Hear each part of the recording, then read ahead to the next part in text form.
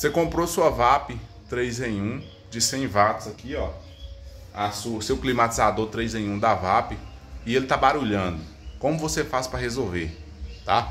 A primeira coisa que você tem que entender é que isso aqui é um climatizador e ele só tá barulhando porque você colocou na função umidificar dele e não colocou água. Então como é que você resolve este problema aí no seu climatizador? Bom pessoal, esse aqui é o climatizador.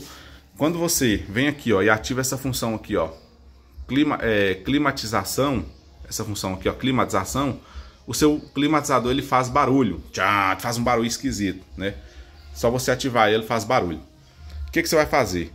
Você vai abrir aqui, ó, esse compartimento aqui, ó, vai botar água aqui dentro, como você tá vendo aí, ó, vai botar água.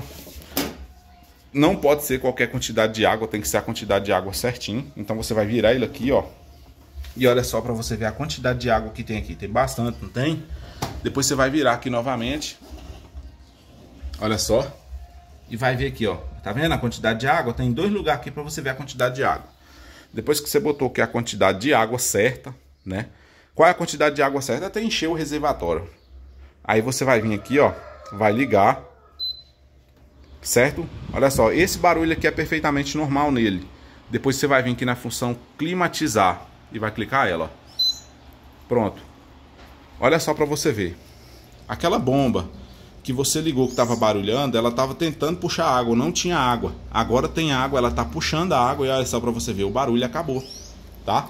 Problema foi resolvido aí com sucesso, beleza? Se gostou do vídeo, se gostou desse vídeo aqui, deixa aquele joinha, se inscreva no canal se tiver mais dúvida desse aparelho aqui. Tem mais vídeo aqui no canal mostrando tutoriais passo a passo, beleza? É nóis aí, falou galera!